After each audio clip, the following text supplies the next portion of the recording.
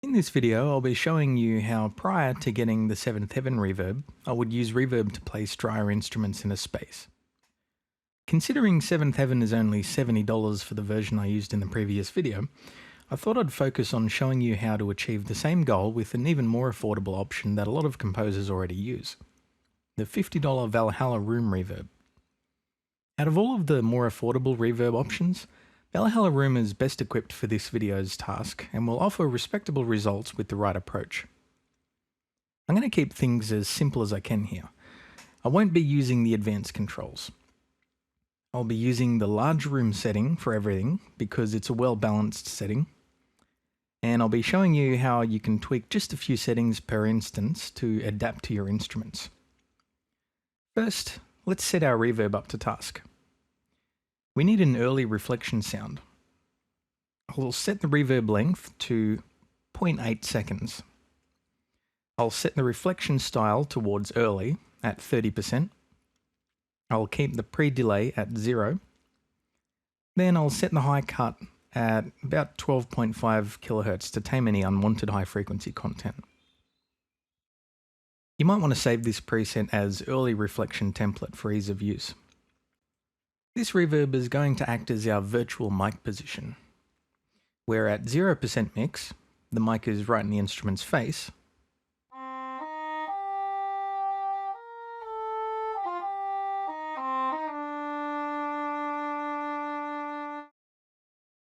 and by moving the mix up, you essentially move the instrument further away from the mic.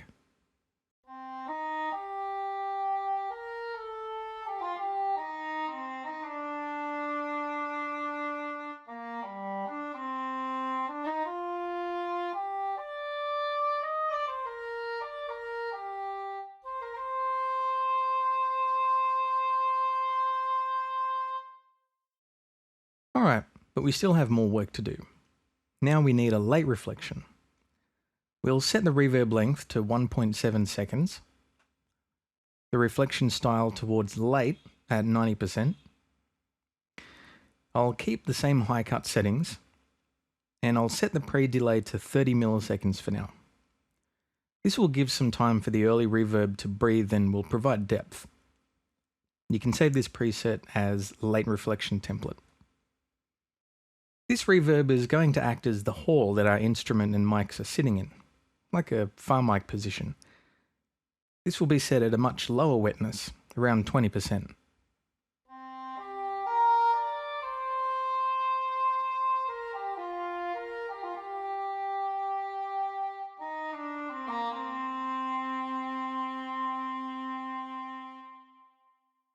You can adjust this to essentially increase the farm mic volume and hear more of the hall.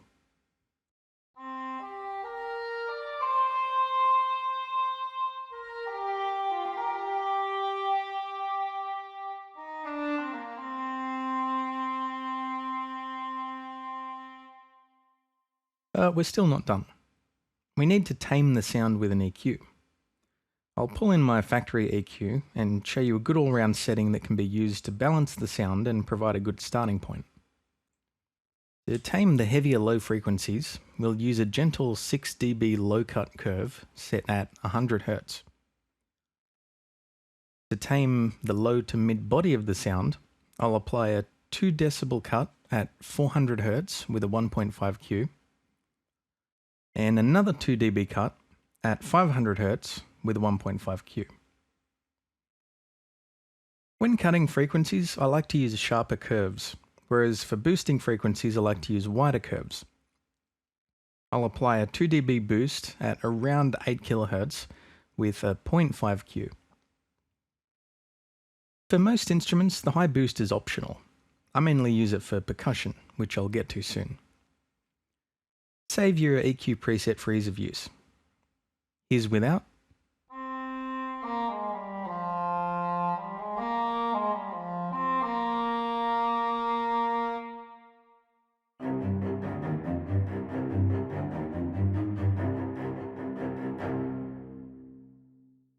Here's with.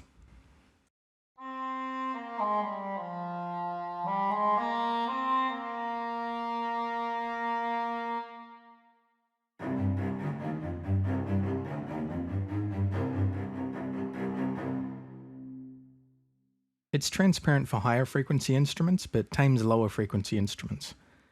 Be sure to place the EQ after your reverbs. Now, before we move on to adjusting this setup to different instruments, I'll show you what changes can be made to affect your style of sound. For the lay reverb, I like to switch between 30 millisecond pre-delay, 60 millisecond pre-delay, and 120 millisecond pre-delay. At 30 milliseconds, you'll get a natural depth of sound.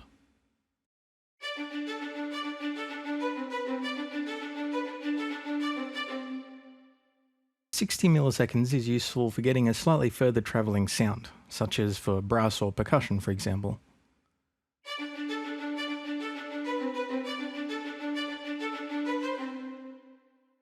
While 120 milliseconds is good for getting a wide arena sound with further walls and higher ceilings.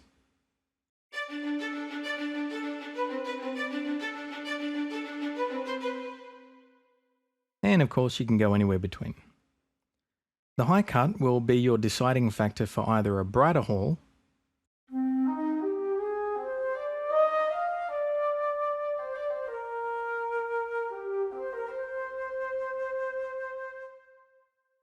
or a darker hall with lots of furniture.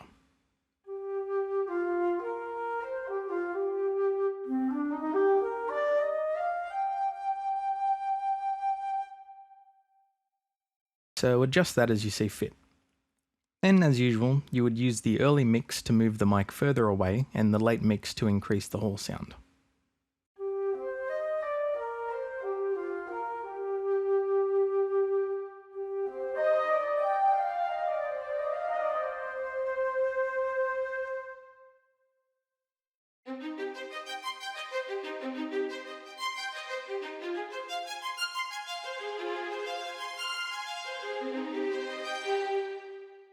If your instruments have a little of their own ambience, I'd back off on the early mix a bit.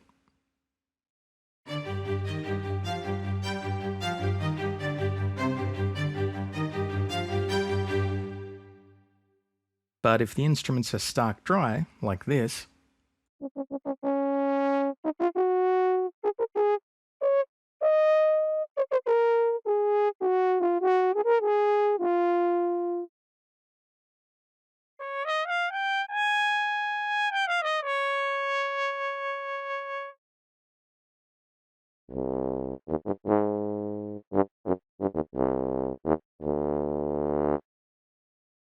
I'd pump up the early reverb all the way to 80%.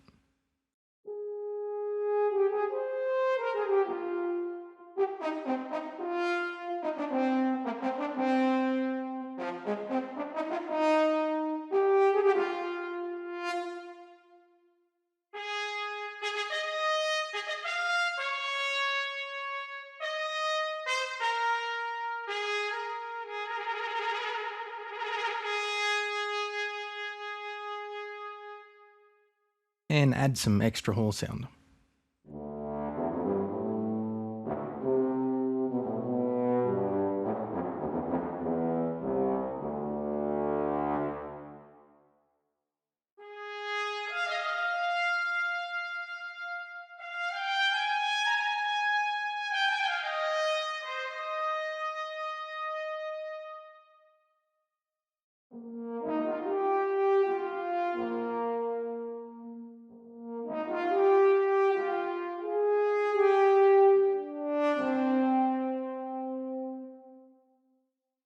The mix amount, especially for the early reverb, will depend on how dry your instruments are and how far away you want them to sound.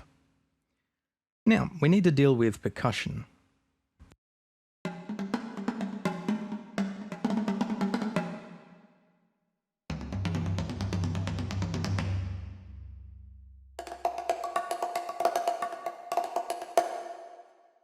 Because it's unruly at the current settings. For this, I reduce both the early and late verbs high cut to 3 kHz.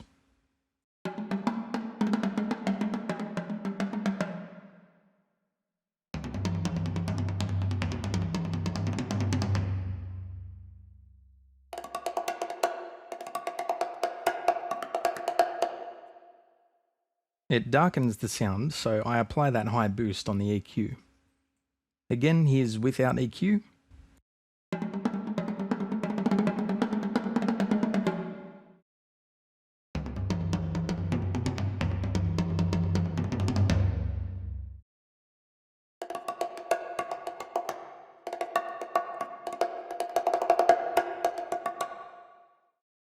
and here's with.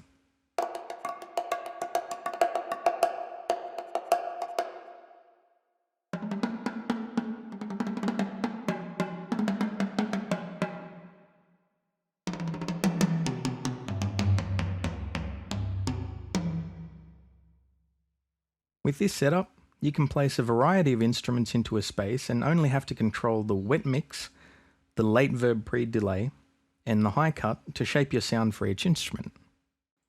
If you want to customize further, you can change the reverb space types for the early and late verbs to get different flavors. For percussion, I always recommend either the large room or the bright room. If you want to change the size of your space, simply increase or decrease the late reverb length. And adjust the early reverb length anywhere between 200 milliseconds and 900 milliseconds to shape the airspace between the mic and the instrument, as it were. Also, remember to use a panning tool to place your instruments in the stereo field, and flip the left and right channels if you want to move a sound that's been naturally recorded on one side to the other side. You can also further tweak your sound with the EQ. Now, here's a selection of instruments, both dry and with this setup. Generally, there's no hard and fast rule for each instrument, but it's common to have the strings a little closer, the woodwinds the same, the brass further away by increasing the late verb mix, and same with the percussion. Experiment with the early verb mix and the late verb mix to get the depth you want for each of your instruments.